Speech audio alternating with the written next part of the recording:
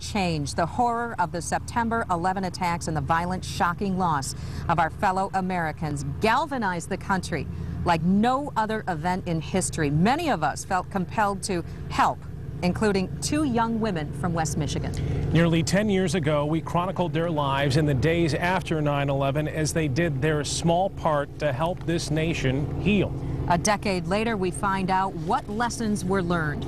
Here's 24-hour News 8's Brett Thomas.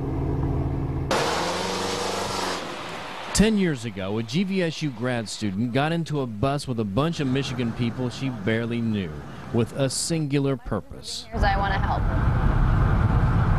Just plain and simple, I just want to help.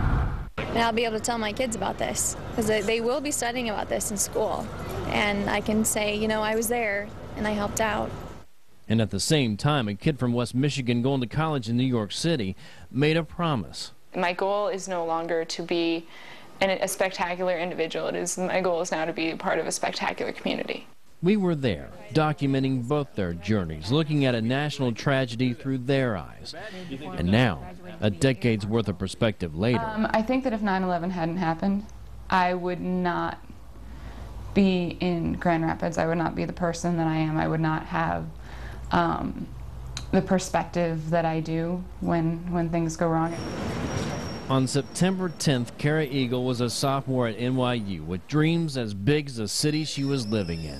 The way I envisioned it before was that I was going to live in New York or DC, that I was going to do some sort of government work or be, you know, an analyst or do something really, you know, high profile and high powered, and I was going to make this huge impact.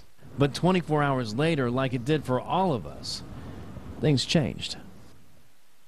9/11 taught me that really what matters is your community and your family and your friends.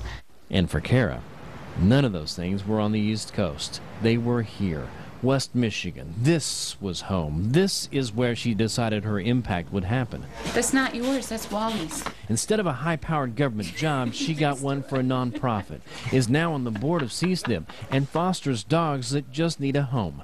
The impact you make, Kara discovered, doesn't have to stretch far and wide to be huge.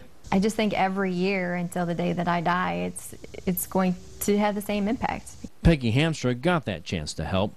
Police, fire, the rescue workers at Ground Zero. And they came in dirty and dusty and tired, and several of them broke down, and that's something you can't forget. That's always going to be in my memory. Just to see that passion and that dedication was very inspiring. So I think I've held a little bit of that in my heart too. Brought it back here to Benton Harbor and put her degree in criminal justice to work in the courts as a sheriff's deputy, and ultimately helping prisoners ease back into a free world. And where's the bucket? And along the way, life happened. She got married. She had a daughter, and then another. So, yeah, this is pretty much where I'd hoped I would be 10 years later. A mom now with memories of that day, of the days that followed, and someday she'll share them.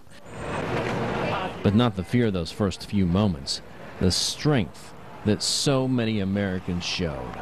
September 11th to me means so much more than, you know, waving a flag and being really patriotic. It means really remembering what we're capable of as people, and the good that we can do when we really try. Because in the worst tragedy is really when you see that, and that's what I remember from that day.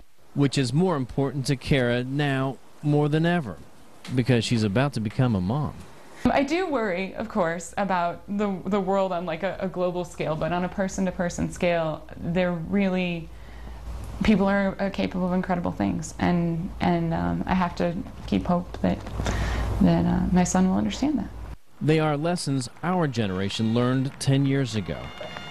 Now we all have the responsibility of passing them down. In Grand Rapids, Brett Thomas, 24 Hour News 8.